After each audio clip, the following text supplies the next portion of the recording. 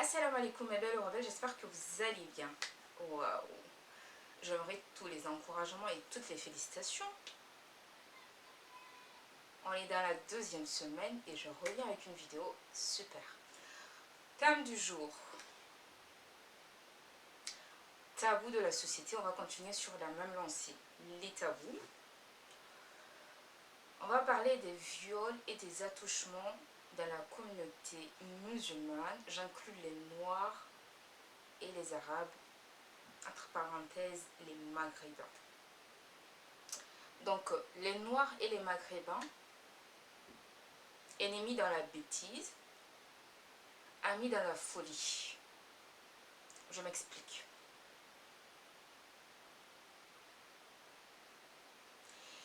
Il y a beaucoup de jeunes filles, de femmes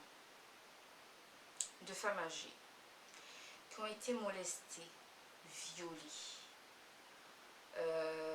la plupart du temps. Et je le dis avec le plus grand des regrets.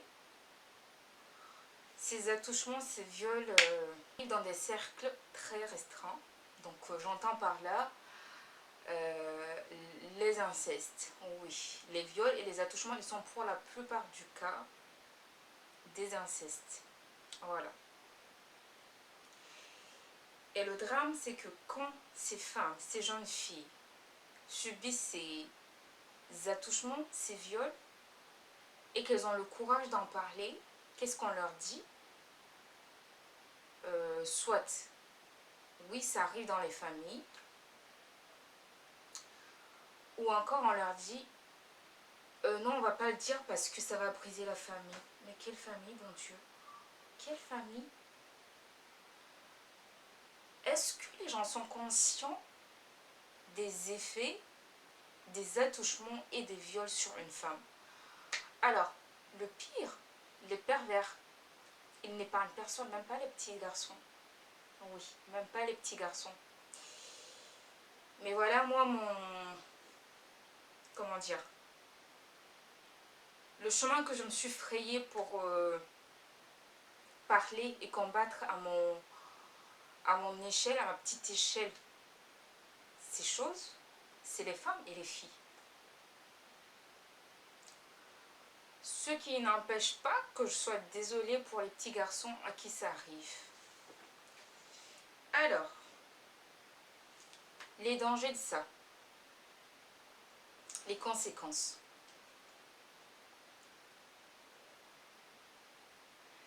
Une femme qui subit des attouchements, dépression, elle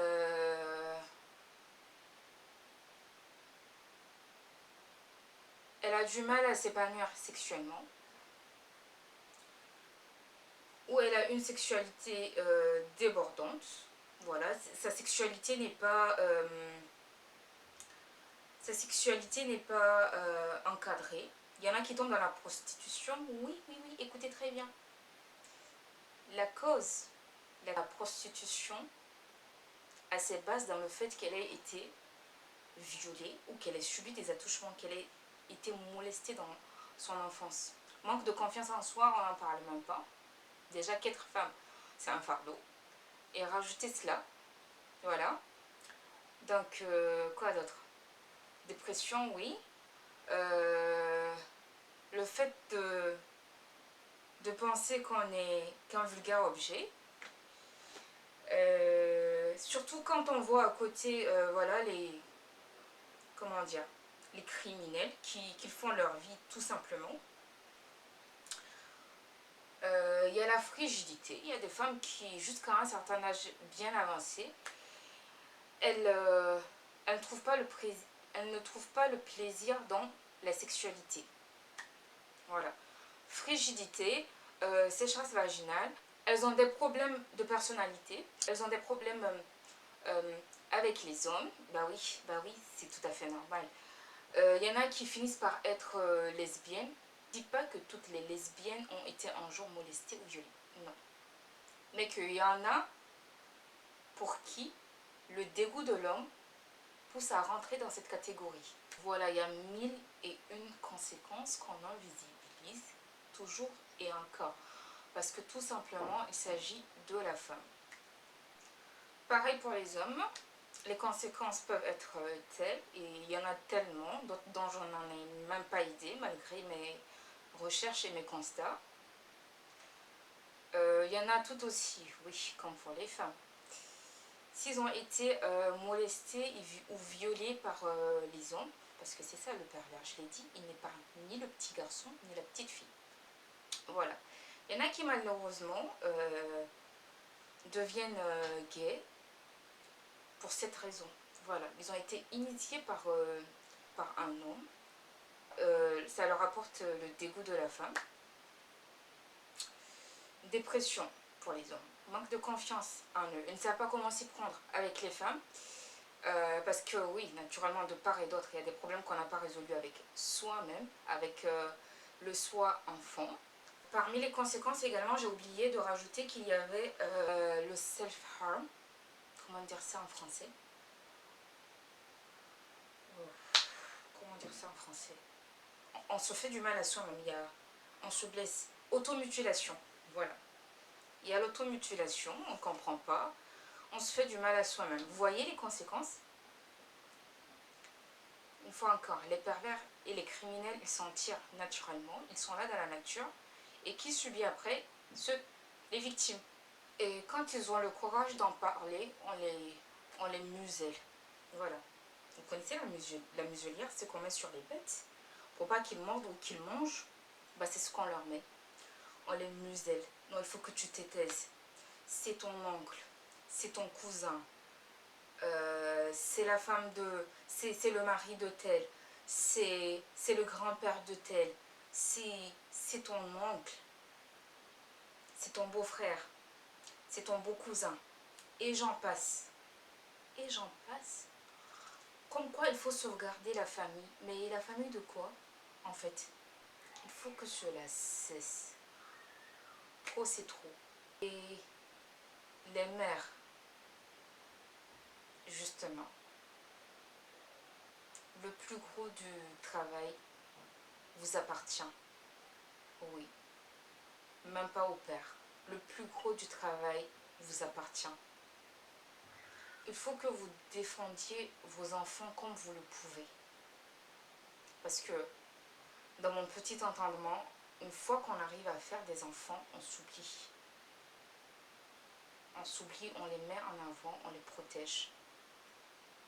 Ça nous incombe du point de vue religieux. Voilà.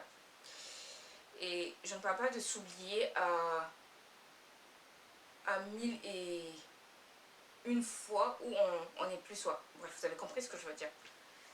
Qui devient la priorité, c'est ce que j'entends. Les mères, s'il vous plaît. Quand vos enfants ne veulent pas aller quelque part, laissez-les avec vous. Là, c'est la période des vacances, généralement. Il y a des mères qui sont fatiguées, qui ne veulent pas garder leurs gosses, qui les envoient en vacances parce qu'elles veulent se reposer, parce qu'elles ne savent plus quoi faire de leurs enfants. Ils sont turbulents, ils sont tout ce qu'ils sont. Ok, il n'y a pas de problème. Mais, si ton enfant te dit qu'il ne veut pas aller chez tel, écoute-le. Ne sois pas obligé de chercher 1000 moyens de te débarrasser de ton enfant pour avoir du temps pour toi. Tu peux avoir du temps pour toi, mais sélectionne avec qui tu laisses ton enfant. Il n'y a plus de confiance. Il n'y a plus de confiance. De toutes les façons, les viols, les incestes, la plupart du temps, ils arrivent dans le cercle restreint de la famille. Donc, ce sont les gens que nous-mêmes nous admettons proches de nous. Et finalement, voilà comment est-ce qu'ils réagissent. Donc voilà. C'est les vacances, garde ton enfant à côté de toi. Ce n'est pas parce que tu vis dans une ville, tu vas dire « Ah non, je veux que mon enfant connaisse tel endroit, qu'il parte chez un oncle qui est riche, ou machin. » Non, non, non. La pauvreté n'est pas une maladie. Le fait que tu emmènes ton enfant en vacances ailleurs, et que là, ils subissent des attouchements ou des viols, qu'ils te reviennent, et qu'ils veuillent parler, qu'ils veulent t'expliquer, si jamais il arrive à vouloir s'exprimer, parce que déjà, il y a le problème, il n'y a pas de dialogue. Avec nos enfants, nous ne maintenons pas de dialogue. Pourquoi? Je ne sais pas. Heureusement que ce n'est pas partout pareil.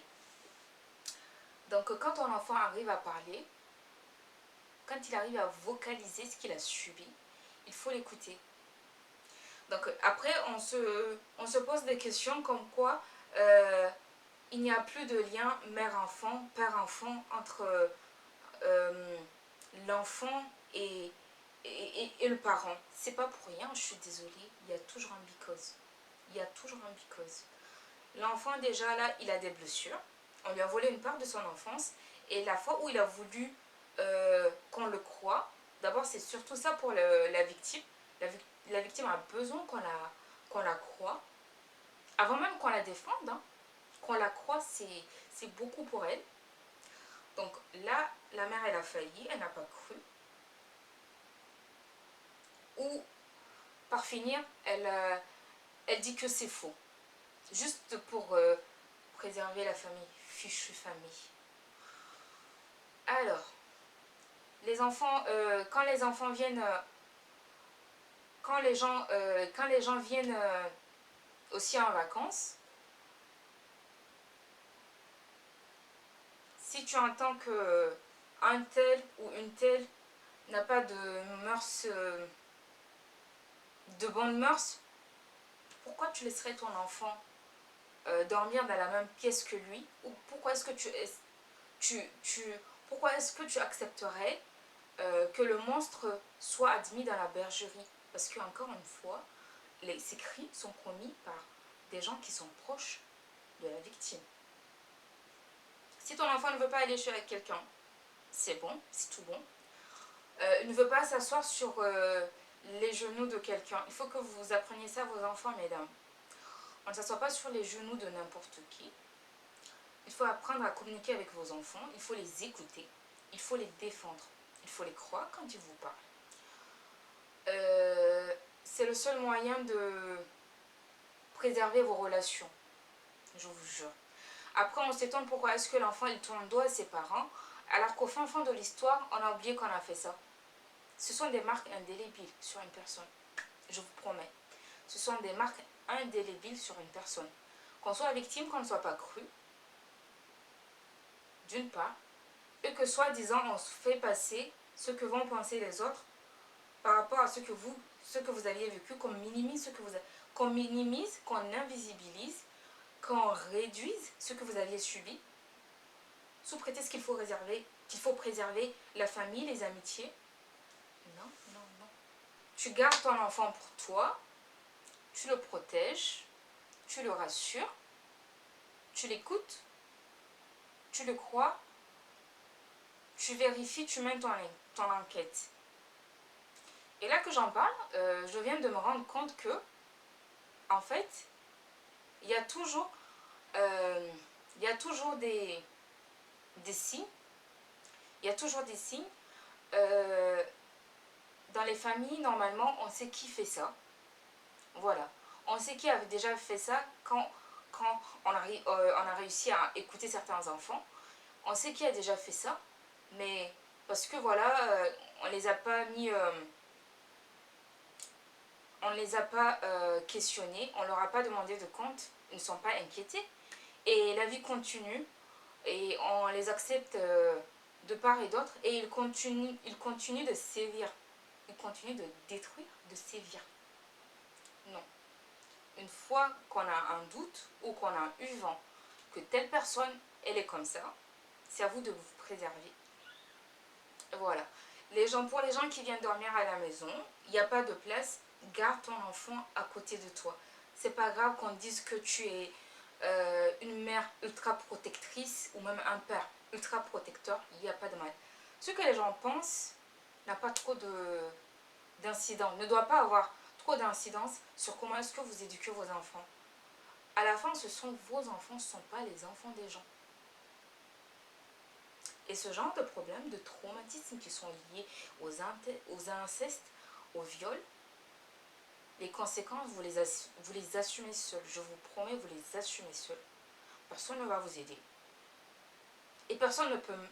Et d'ailleurs, qui peut vous aider en tant que parent? Je n'ai vu dans aucun texte religieux qu'il était nécessaire de garder les liens de la famille, d'une part, et détruire d'autre part un enfant. Qui plus est qu'on impose cela aux parents. Je dis on impose cela aux parents, le parent a quelque part bien voulu aller sur ce secteur-là. Il est tout simplement coopérant. C'est ce que je veux dire, c'est ce que je vois. C'est comme ça que j'ai analysé les choses. Encore une fois, je fais le lien entre les Noirs et les Arabes, entre parenthèses maghrébins. Je ne comprends pas. C'est le poids de la culture. Il faut se l'avouer, c'est le poids de la culture qui vous fait penser que vous devez préserver un quelconque lien, que vous devriez préserver une quelconque famille.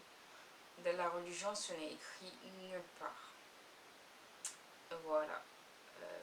Si vous pensez que vous préservez une famille en faisant cela, non. Vous avez peut-être préservé une famille, mais vous avez perdu votre enfant. Voilà. Et ça prouve encore une fois la place de l'enfant dans nos sociétés. Voilà. La place de l'enfant dans nos sociétés et la place des émotions. Voilà. C'est connu, on est une société qui invisibilise, qui euthanasie les émotions. Voilà, il ne faut pas que les émotions existent. Il faut tout le temps avoir une stature, une posture stoïque d'émotions contrôlées. Voilà. Donc, si vous aviez des récits, vous aviez envie de partager votre histoire parce que vous avez subi ça ou que vous aviez été témoin de ça, je mets mon adresse mail comme sous toutes mes vidéos, je la mettrai également sous cette vidéo. Donc que ce soit un partage en anonyme ou vous voulez juste partager, ce sera avec plaisir que je vous lirai et que si besoin je préserverai votre anonymat. Je vous fais de gros bisous à distance et je vous dis à très vite dans la préservation de vous, de vos émotions, de vos enfants contre les pervers qui molestent, qui violent, qui font des attouchements. Au revoir.